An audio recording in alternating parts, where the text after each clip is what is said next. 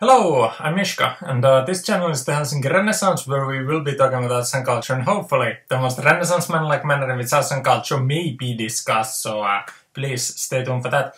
Now, I thought that I'd do a shorter video than my usual podcast length material because of something that I happened to think earlier that might be sort of more generally useful. When I happen to think about who becomes a great artist and how it is that a person becomes a great artist, because this is something that if we regard the, let's say, status quo of today's art scene, and we regard there to be certain kind of insufficiencies with the whole thing, we might be led to wonder, why do we not have as great a core of artists than some other era might have been? So if you compare today's pop music scene to that of the 1970s, or if you compare today's literary scene to that of, say, I don't know, the 1860s or something, there might be some higher heights in some past moment in time in art history, and some folks might want to bring the heights back to the present era, but how is that to be done? Well, I believe that I can actually answer it, but unfortunately I believe that people will not be particularly satisfied by the answer because it's kind of harsh. But that's the harsh reality of the market, let's say. So anyway, when people talk about greatness in arts, I think that one naturally gravitates one's thinking towards the qualitative notions around different phenomena. So,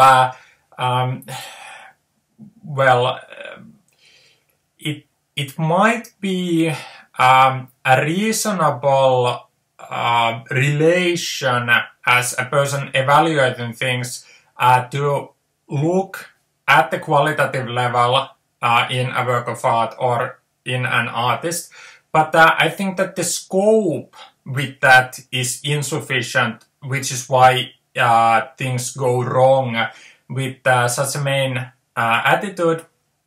And as counterintuitive as it might initially seem, I believe that it's actually the quantitative when it comes to these types of situation that drives the qualitative. So you need to take several steps back, scale back, and then look at the scene anew, and then I believe with that kind of a repositioning, the answer becomes obvious. So when we ask the question, who becomes a great artist and how, I would propose that the quantitative reasoning, or well, the quantitative contextualizing gives the answer rather than the qualitative. So what exactly do I mean? Well, what I mean is, and this isn't particularly art specific, it should be equally valid when it comes to golfers or pastry chefs or astrophysicists or whoever. It should be equally valid in pretty much any genre. But anyway, if you are focusing on artists in particular, who becomes a great artist and how? Well, if we are looking at a person's life and we think of it as some sort of a pie chart, that there's every minute, every hour in a person's life, that's the entirety of the pie. And then if the traditional division is that a person sleeps 33% of the pie chart. So 33% is theoretically off the table. It's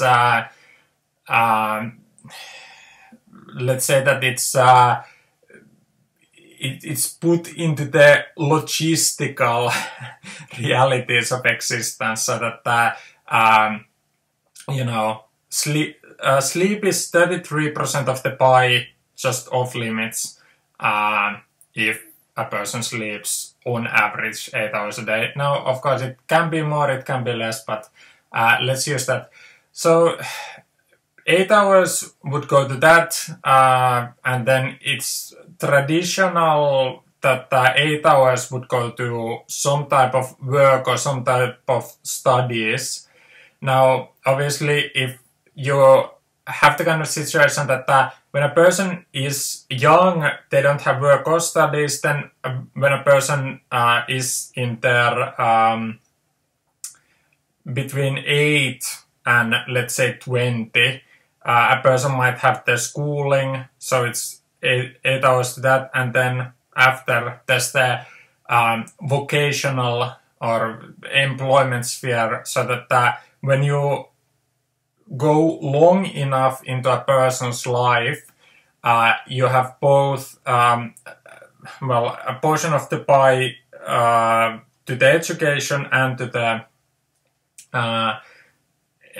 employment sphere, so that you know, you just need to go, you know, far enough into a person's life to add all the levels to the pie chart that it will ultimately have.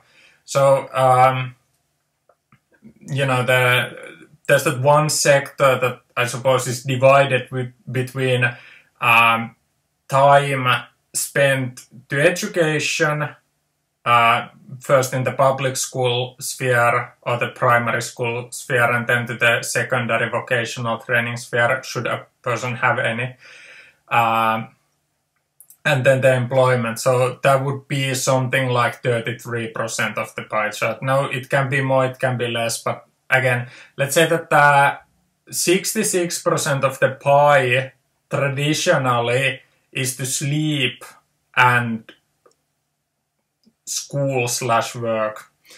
And then the remaining 33% would be to something like free time or, you know, quote, other, unquote, activity, whatever it may be.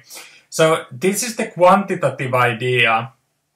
So basically, when we are looking at somebody like Tiger Woods or Kobe Bryant or Mozart or Michelangelo Buonarroti, the Renaissance sculptor, regardless of what famous names we are picking, the reason why I say that the quantitative in this pie chart drives the qualitative in the outcome. What basically every greatest success story has in common is that they've started younger than everyone else. So basically, when we are looking at this pie chart, that 33% goes to sleep, and then there's something like 67% that a person can invest in one way or another. I would say that how the quantitative drives the qualitative is that if you only have 67% of your pie theoretically to invest, the people who become the greatest at any given discipline are the ones who can have the highest quantitative slice of the pie invested in what they want to be the greatest at. You know, if you take a random name like Peyton Manning, who used to be a quarterback in the American National Football League, Peyton Manning had his own office at Lucas Oil Stadium when he played there for the Indianapolis Colts. It just says that he didn't content himself to an 8-hour investment, and so because he sought to maximize it. He sought to create the kind of logistical realities that he could, of that 67% of the theoretical investment that he can make, he sought to maximize it as much as he could, which is why he became greater than somebody else who invested from a quantitative standpoint far less than the 67% theoretical max, but closer to something like, like you can't even talk about 33% because, if you take a 30-year-old adult, the overall pie, it has the same amount of stuff when you're 1 year old. Like the size of the pie is a person's life, and the pie is basically divided into 30 individual facets. If we are taking a 30-year-old person, that there's the person at 1 year old, 2 years old, 3 years old, 4 years old, 5 years old, 6 years old, and so on, all the way up to 29 years old, 30 years old. So basically, when somebody's 1 year old, they aren't investing any amount of time to being a National Football League player or being a Renaissance sculptor. When somebody's 2 years old, they aren't investing any portion of the pie to being a Renaissance sculptor or a quarterback. So basically, no one actually invests, or almost no one actually manages to invest even 33% of the overall pie to, say, being a Renaissance sculptor or being a National Football League quarterback. Because if you look at how many hours has a 30-year-old been alive, I wonder if it's attributed to Malcolm Gladwell, the notions about the 10,000 hour rule for expertise, that you need to have invested that amount of time. Like, if you look at how many hours a 30-year-old has been alive, 10,000 hours is not 33% of that pie chart. I don't know what amount of hours, but like, if you're looking just like as far as purely the percentages of how much of your life has gone to doing insert thing, I mean, like, people playing video games is some slice of the pie. People watching television is some slice of the pie.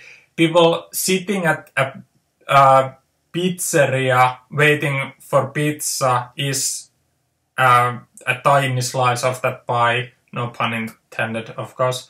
But anyway, like, basically no one manages to even invest at 33%, because if you are if you are literally 30 years old, if you just this second turn 30 years old, there's a specific hour to that 33% of the pie.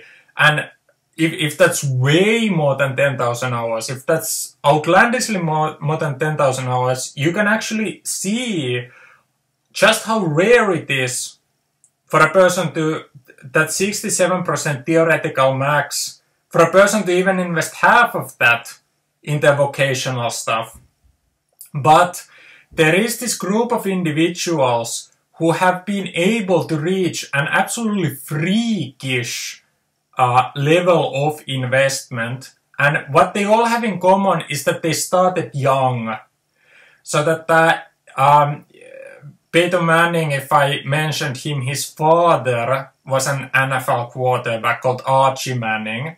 So his family was very much in that culture. You know, if I mentioned Kobe Bryant, his father was a basketball player. I believe they called him Jelly Bean Bryant. So anyway, there's this situation that a person was essentially born onto the lane that could theoretically lead to becoming either a professional football player or a professional basketball player, or whatever the case may be. You know, if I mentioned Michelangelo Buonarroti, His father was not an artist, but he developed a passion early on, and he was apprenticed at a very young age at, I believe, Domenico Ghirlandaio's artist's workshop. So he was able to hit the ground running at a very early age. I can't remember what other examples I picked at an earlier point in this video. But again, this point stands that if you are 30 years old, then the amount of the size of the pie is the hours you've been alive, and then how it is that those hours have been invested. No one does vocational training when they're 1 year old, when they're 2 years old. But then the quicker you get to investing in it, the quicker you get that 10,000 hour mark, whatever that's worth. But the most freakish level to this situation is that there are human beings on this planet who have gotten that 10,000 hour mark before others have even started their vocational training. So think about the situation where somebody decides to become an artist at 25 years old. They start at zero or something effectively close to zero, whereas others at that point have already they've clocked in the 10,000, and then they start piling. Like, we see the qualitative difference just based on how much a percentage of a person's life has been invested in this kind of situation. And basically, if a person starts when they are 25, now I'm not going to start talking about developmental psychology or notions about formative years and like at what point a person enters the kind of old dog doesn't learn new tricks territory. I'm not going to talk about that. So let's take a naive attitude and assume that everyone can theoretically learn everything at every moment. Now, that's obviously not true, but let's go with it just to illustrate the point that even in the best case scenario, it's not going to be good enough. So basically, a person's like the pie chart doesn't stay the same from 1 year to the next. There's mild alterations and the percentages keep shifting. The sleep is pretty much the only absolute constant. Everything else is in a certain kind of a state of flux. So basically what happens is that if somebody starts at 25 years old and they start investing 33% of every subsequent year, well, that 33% in a yearly basis is just the kind of it's 33% of the fluctuations in the pie chart, but 33% per year might still be 1% in the entire pie. So if a person thinks that they are keeping up with those who for the entirety of their lives have been 33%, the real world impact is that they are competing with a 1% contribution against somebody's 33% contribution.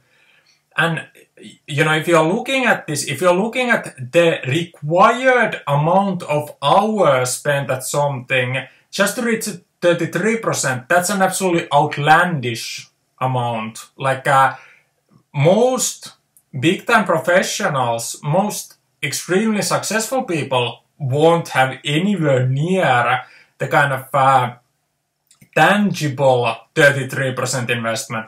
So basically, if there is an actor sleeping in his trailer at a film set, that is not investment made in vocational expertise, it's an investment in the sleeping. So there is a tremendous amount of people falsifying the statistics. people attributing just outright dead space into as if vocational training and whatever. So there is a way to give a false view of time spent, as if time spent either training or growing or, you know, reaching expertise or whatever the case may be. Like, there's a way to falsify this situation, so just take that for granted. So that a lot of the people who would just casually say that, oh yeah, well, certainly at least 33%, I mean 8 hours every day. Like, no, when you were 1 year old, you didn't put 8 hours a day to film learning. When you were 5 years old, in all likelihood, you didn't put 8 hours.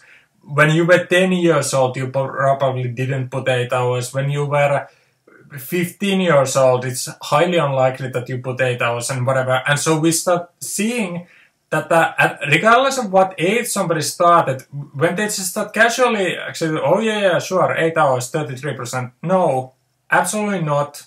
I mean, this is like, I am not the greatest mathematician or the statistician in the world or something, but even I understand that you know, obviously, when people carelessly think about these kinds of situations, they overestimate everything. They underestimate the gigantic scope to these kinds of situations. They underestimate just how outlandish the amount of hours in something like 33% is. So again, like, please keep that in mind and realize that even 10% of your life, it's a staggering amount of hours.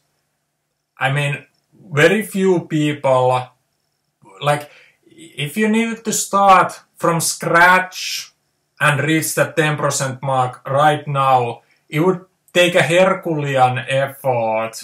And so, when it is that there are some individuals, such as Kobe Bryant or Wolfgang Amadeus Mozart or William Shakespeare or whoever, when some people have reached far greater levels of qualitative a qualitative edge over their peers, it's likely that in a pie chart their presence in a given field, the quantitative percentage is more than double of somebody else's.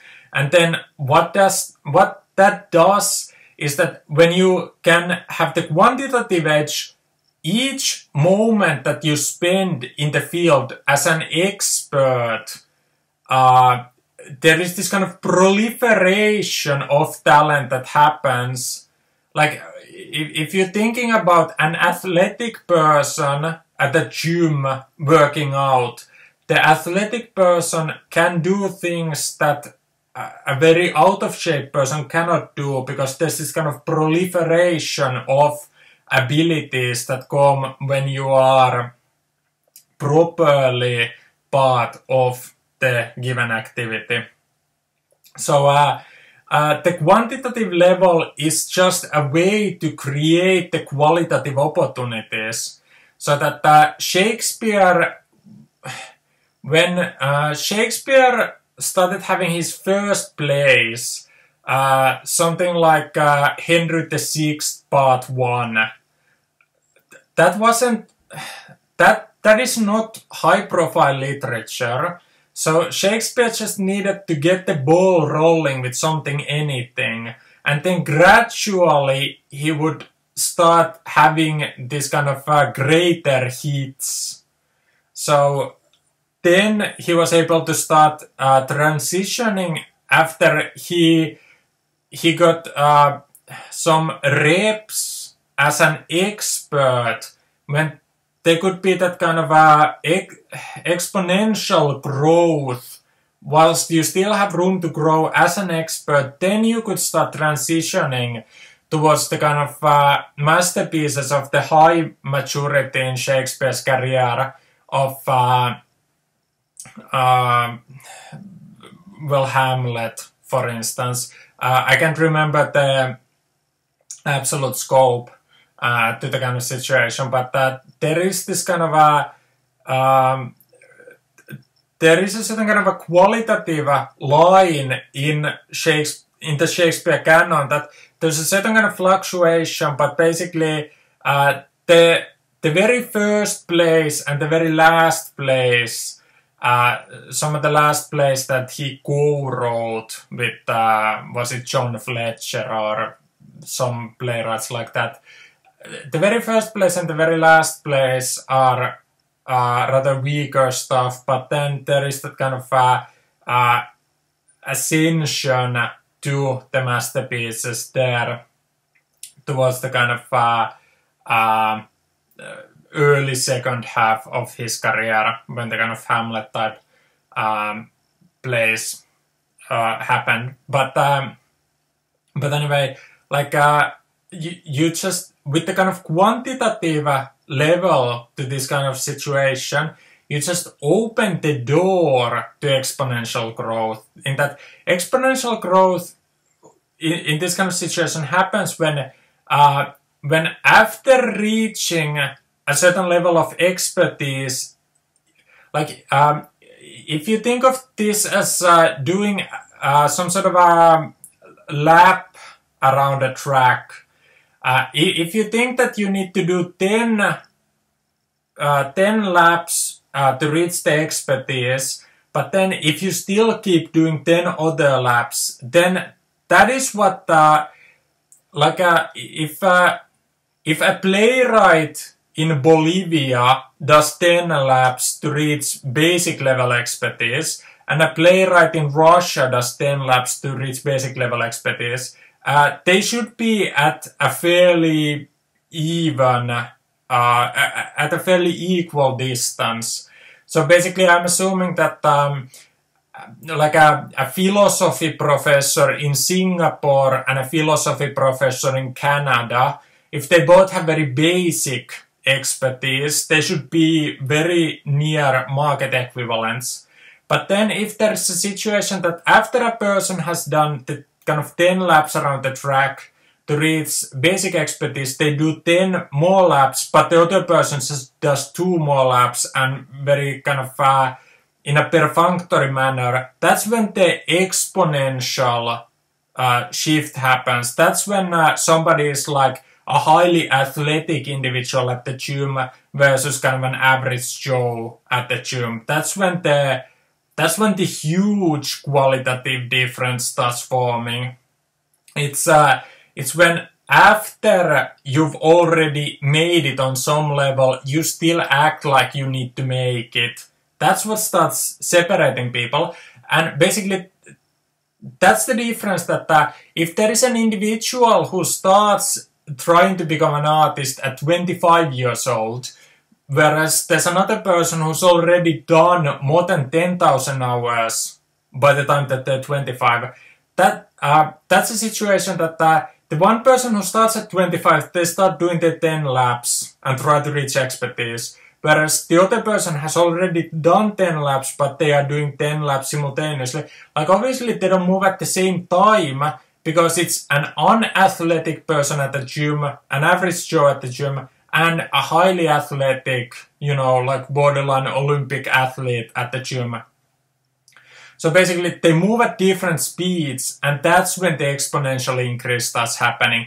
That's when somebody who's not learning the ropes anymore, to use this kind of a nautical metaphor, when somebody isn't just learning the ropes, but somebody is like still growing with kind of a mature expertise behind it, that's the level where people start reaching greatness. And that's the level where like there's like a large group of professionals and then a couple of individuals start pulling apart. It's because the edge that they have, what enables them to start pulling apart, you know, people can talk about genetics, people can talk about family backgrounds, or kind of like this kind of communal situations of support networks and whatever. Like, I'm not saying that those things aren't valid, But I am saying that no one will start pulling apart, no matter what the genes are, no matter what the support networks are, no one will start pulling apart from the kind of main group if they didn't start far earlier than others. And it's not just a question of starting earlier than others, it's a question of having been able to start invest something like 33% when you were 4 years old, 5 years old, 6 years old, 7 years old, whatever the case may be. I wasn't there when Peyton Manning or Kobe Bryant were training when they were young individuals. I don't know what type of hours they put in. I don't know at what age they started to put in some hours. I don't know, but it's pretty obvious when contrasting how it is that they were able to start pulling, you know, further from the kind of rank and file National Basketball Association player or rank and file National Football League player. It's pretty obvious that whatever they did, they started earlier, and whatever they did bigger hours earlier than the others. And then when they were both there at like, when there were multiple people there at like 22 years old and they were doing laps around the track, because the other person had such a quantitative advantage when they were doing tracks, is that one person was just flying forward and the other people were sweating to even vaguely keep up, and so on. And that's like the person who has like a greater motor, you know, they last longer, the others get fatigued first, and you know, they just there is that kind of Matthew principle type situation that those who, when they start, those who are already better, they just keep growing more and more and more, and they get more and more and more. And the others who were already at kind of a tougher position, they have less, and they just, the market position worsens more and more and more because they didn't start early. They think that the pie chart puts them at some sort of 33% type situation, but because they didn't put 33% when they were 2 years old, when they were 5 years old, when they were 7 years old, when they were 10 years old, when they were 14 years old, because they didn't put any type of percentages, they are operating under the assumption that they are both putting 33%, but in the real world percentage is probably closer to like 7. And the 7 can do nothing against somebody's 35 or something. Like this kind of situation, how some individuals, when they are both doing laps around the track, folks, they don't look at the long view. They don't look at the quantity of laps around the track. So let's say that they both look at January of a given year. They both think that person A did 2 laps around the track in January and person B did 1.75 laps around the track. So they think that they're sort of comparable, but what they don't realize is that throughout the course of their life, person A did so much more than person B, so that it's like comparing, you know, Mount Everest to, I don't know, the Rocky stairs in Philadelphia. You know, it's one goes higher than the other. That's the point. So you know, that's something to keep in mind. And I believe that you know, again, there are certain kind of tendencies with greatness. Now, not everyone who has become sensationally, legendarily great, not everyone is a second generation or a third generation talent. You know, not everyone was some sort of a wunderkind or whatever the case may be. But I do believe that the kind of greatest overlap when it comes to legendarily talented individuals, the greatest overlap that most have in common is the early start. And, you know, if there is a 4-year-old playing the piano, or if there is a 7-year-old, shooting the basketball or whatever, like, people might have a false view of the seriousness of the activity. They might compare what they are doing to the kind of finished product and say, some of that is kind of sloppy. Like, does it matter when you get your sloppiness in? Well, it actually does. And what happens is that everyone has the period of sloppiness. Everyone has the period where folks are like, man, I don't know if this is gonna add up to anything. But like, when you get the sloppiness out of the way, the quicker you get to that 10,000 hours, like, the difference is when you still have formative years left, you have the kind of rocket fuel to be able to get that kind of exponential growth out of the way. I mean, that's what we're talking about. Like, whatever we want to focus on, whether it's classical music or some of these things with athletics, like, you don't have that many late bloomers. And when people talk about being late bloomers, sometimes they mean that they started when they were 7. And, somebody else started when they were 3, like people are talking about Mozart composing, like, naive symphonies when he was, the size of a fire extinguisher or something, like, like if 7 is a late bloomer or whatever, like, that is the kind of lane of greatness. It's just a purely quantitative game.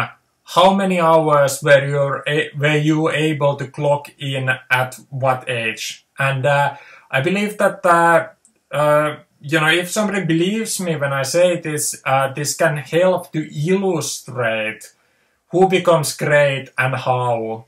And again, people are able to have all type of mysticist talking points, but really, nothing is quite as objective as, well, the mathematics involved in just person A has X amount of hours, person B has, 1/10 of X amount of hours, and it's not that person A is 10 times greater than person B, because like, it's not necessarily like that they are exponentially greater to like 10 times 10 times 10 times 10 times 10, all the way that there would be 10 multipliers to it. I don't believe that it's either, but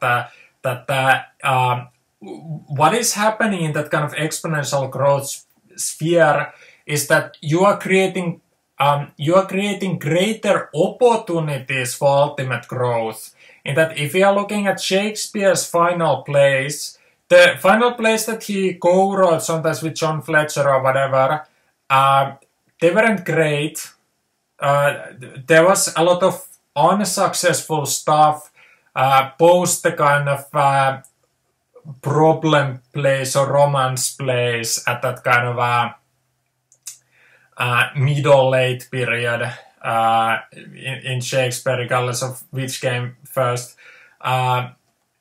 There was kind of unevenness in later Shakespeare, and it seems like his kind of drive for greatness was not even throughout the kind of situation, in that it's difficult imagining that Shakespeare would have cared the same amount over a play like Henry VIII than, say, a play like Hamlet. So because of the different other conditions around creation. There's like very diffuse qualitative performance, but all that it does when you're able to kind of maximize the quantitative presence, all that it does is that it creates a better opportunity for the ultimate greatness that people want. So that you aren't guaranteed any kind of flat success rate. Like sometimes you do better than others, but what you have opened the door to is that if you've taken the kind of great quantitative investment of being at one with your instrument, of having this expertise, and you are able to maximize the chance at your personal greatness, that all that it does is that if all the conditions around you are optimal, if everything's moving the right way, if there's a certain kind of inspired sympathy between the different levels to the whole situation, when everything comes together at once, that's when you have the highest heights.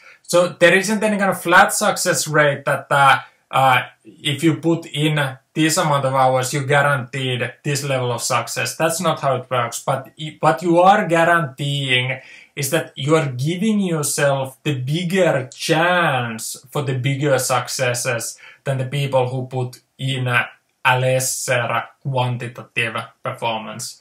So hopefully this clears some things up when it comes to success in the arts or success anywhere else. And anyway, I think that I succeeded in saying what I wanted to say, and that means we've reached the end of this video. Now, if you like this video, thank you for liking it, and if you want to see more videos that you might like, consider watching the earlier videos done on this channel, because that's what they are there for, waiting for somebody to give them a chance. But anyway, that was all for this video. Thanks for watching, and bye bye for now.